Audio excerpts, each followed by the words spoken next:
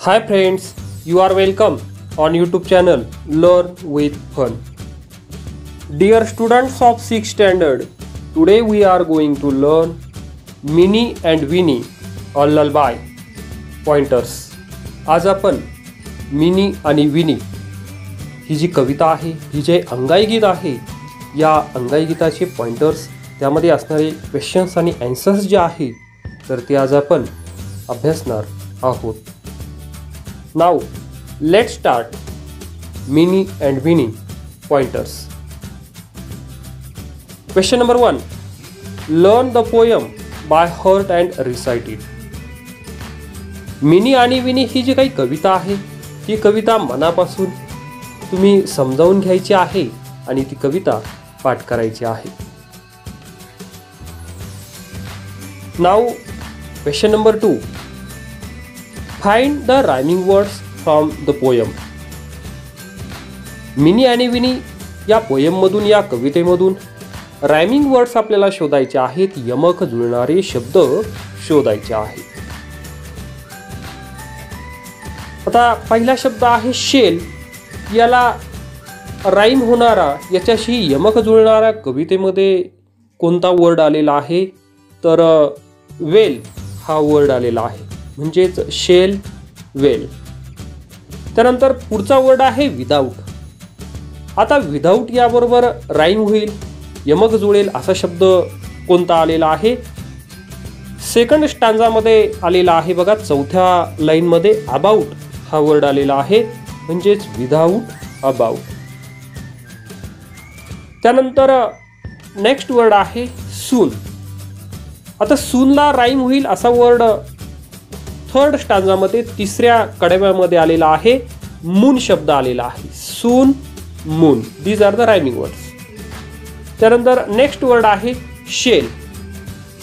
Shell त्याला rhyming words fourth नंबरच्या स्टँजामध्ये चौथ्या नंबरच्या कडव्यामध्ये आलेला आहे टेल. Shell, tell. त्यानंतर नेक्स्ट रायमिंग वर्ड आहे क्रॉप. याला राईम होणारा वर्ड आलेला आहे फिफ्थ स्टँजामध्ये unlock. Crop, unlock. These are the rhyming words appear in that poem. Now question number 3. From the poem copy the following words. कवितेतून पुढील शब्द कॉपी करायचे आहेत, पाहून लिहायचे आहेत. Words that begin with S. यसने सुरुवात होणारे. आता यसने सुरुवात होणारे शब्द कोणकोणते आहेत? Slept, shell, sleep, silver, sounds, sea, soon, stars, started and sun. हे जे सर्व वर्ड्स आहेत, या सर्व वर्ड्सची, सर्व शब्दांची सुरुवात यसने होते. त्यानंतर नेक्स्ट पुढे आहे words that have the letter L.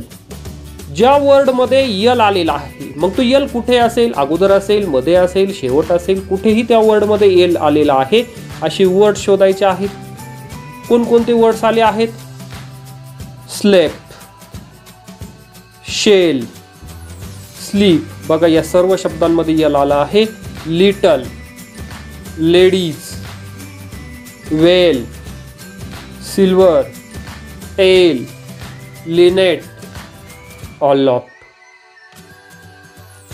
Now next 3 pairs of opposites.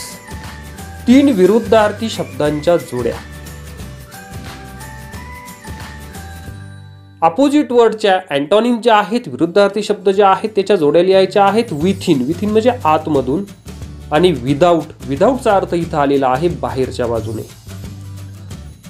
Next word आहे लिटल. लिटल म्हणजे लहान, आणि त्याला अपोजिट या कवितेमध्ये शब्द आलेला आहे ग्रेट. ग्रेट म्हणजे महान, मोठा. नेक्स्ट वर्ड सन. सन म्हणजे सूर्य, आणि त्याला अपोजिट वर्ड आलेला आहे moon. Now next point. 4 things you may see in the sky. आपल्याला आकाशामध्ये दिसू शकतील अशा 4 गोष्टी लिहायच्या आहेत. काय काय आपल्याला आकाशात दिसतंय? Number 1 the sun, Number 2, the moon. Number 3, the stars. And number 4, rainbow. या गोष्टी आपण आकाशामध्ये बघतो किंवा बघू शकतो. त्यानंतर नेक्स्ट क्वेश्चन आहे question number 4. Minnie and Winnie slept well in a shell. Minnie आणि विनी ह्या त्या शेलमध्ये शिंपल्यामध्ये झोपल्या. Can you think of other safe and nice places where they can sleep well. अशाच प्रकारचे तुम्ही विचार करू शकता की त्या अजून अगदी सुरक्षितरित्या कुठे झोपू शकतात, छानपैकी झोपी जाऊ शकतात. त्याचा आन्सर आहे Mini and Winnie can sleep well in house home. त्या घरात व्यवस्थित सुरक्षित झोपू शकतात. मदर्स लॅप्स आईच्या मांडीवर झोपू शकतात. पॅलेस राजवाड्यात झोपू शकतात. हॉटेल रूम हॉटेलच्या रूममध्ये झोपू शकतात. ऑन बेड किंवा बिछाण्यावर झोपू शकतात. अजूनही तुम्हाला जे सेफ प्लेसेस वाटत असतील ज्या ठिकाणी त्या झोपू शकतात ते तुम्ही लिहू शकता. नेक्स्ट क्वेश्चन आहे question number 5. Find and copy the following from the poem. कवितेतून पुढील गोष्टी शोधा आणि त्या लिहायच्या आहेत. आता या पोयममध्ये या कवितेमध्ये 2 स्टेटमेंट 2 विधानात्मक वाक्य कोणती आलेली आहेत, 2 क्वेश्चन्स 2 प्रश्नार्थक वाक्य कोणते आलेले आहेत आणि 2 कमांड्स 2 आज्ञार्थी वाक्य कोणती आलेली आहेत. आता 2 स्टेटमेंट्स 2 विधानात्मक वाक्य कोणते आले आहेत. विधानात्मक वाक्य आपण शक्यतो कशाला म्हणतो, ज्या शब्दांच्या शेवटी सब्जेक्ट असतो, कर्ता असतो आणि ज्या वाक्याच्या शेवटी फुलस्टॉप येतो त्याला आपण शक्यतो स्टेटमेंट असं म्हणतो. आता पहिलं स्टेटमेंट या ठिकाणी आहे Mini and Winnie slept in a shell. हे एक स्टेटमेंट आहे. अजून एक स्टेटमेंटचं सेंटेन्स आलेलं आहे 2 bright stars peeped into the shell. हे एक स्टेटमेंटचं सेंटेन्स आहे. त्यानंतर आता 2 क्वेश्चन्स 2 प्रश्न कोणते आलेले आहेत या पोएममध्ये या कवितेमध्ये. पहिला क्वेश्चन आहे what are they dreaming of. आणि नेक्स्ट क्वेश्चन पुढचा प्रश्न आहे who can tell. Now next point 2 commands 2 आज्ञार्थी वाक्य आपल्याला या पोएममध्ये या कवितेमध्ये शोधायचे आहे. पहिलं सेंटेन्स आहे स्लीप लिटल लेडीज. आता आज्ञार्थी वाक्य कशाला म्हणतो आपण, की ज्या वाक्याच्या सुरुवातीला वर्ब असतो, क्रियापद असतं आणि ज्या वाक्याच्या शेवटी फुल स्टॉप येतो. आता इथे स्लीप हे काय आहे, वर्ब आहे, क्रियापद आहे. Sleep little ladies. आणि दुसरं वाक्य आहे वेक नॉट सून. इथे आज्ञा केलेली आहे म्हणून हे इम्पेरेटिव्ह किंवा आज्ञार्थी वाक्य आहे, कमांडचे सेंटेन्स आहे. Now question number 6. Learn to say the following faster and faster. आता खाली दिलेले जे वाक्य आहे तर ते अधिक वेगाने म्हणायचं शिकायचं आहे. Sea shells on the sea shore. हे वाक्य जे आहे तर ते अधिक आणि अधिक वेगात आपल्याला म्हणायचं आहे. त्यानंतर पुढचं वाक्य आहे swan swam over the sea. Swim swan swim. Swan swam back again. Well swum swan. हे वाक्य अधिक आणि अधिक वेगामध्ये आपल्याला म्हणण्याची प्रॅक्टिस करायची आहे. याची प्रॅक्टिस तुम्ही घरी व्यवस्थित करायची आहे. Learning about language. आता प्रिपोजिशन्स शब्दयोगी अव्यय. Read and translate the following phrases. खालील फ्रेजेस वाचा आणि त्याचं ट्रान्सलेशन जे आहे, भाषांतर जे आहे तर ते करायचं आहे. In the shell, of the sea, to the moon, into the shell, out of the croft. आता यांचं ट्रान्सलेशन इन द शेल शिंपल्यांमध्ये किंवा शिंपल्यात, ऑफ द सी समुद्राच्या किंवा सागराचा, टू द मून चंद्राकडे चंद्राला, इनटू द शेल शिंपल्याच्या आतल्या भागात, आउट ऑफ द क्रॉप शेताच्या बाहेर. अशा पद्धतीने या प्रिपोजिशन्स वापरून ज्या फ्रेजेस आहे याचं ट्रान्सलेशन आपल्याला करता येईल. आता नोट आहे the first words in each of the above phrases, a word group of words used before a noun pronoun to show place, direction, time etcetera is called a prepositions.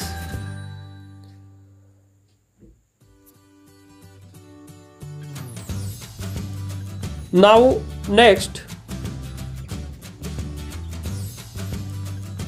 write two phrases each using the following prepositions: in, on, at, of, from, to, into, out of. Translate your phrases in your mother tongue. आता right to phrases, दोन phrases जे आहेत, दोन शब्दसमूह जे आहेत तर ते लिहायचे आहेत.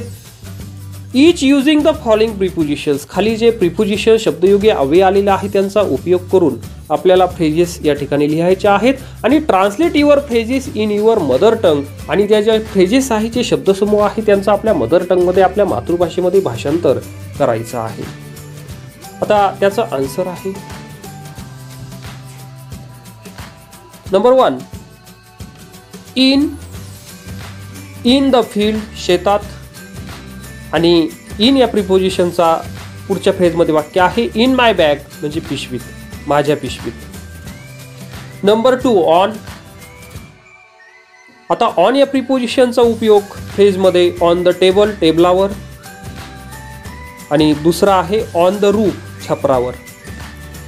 नंबर 3, ॲट द स्कूल, म्हणजे शाळेत. ॲट 5 o'clock मीन्स 5 वाजता.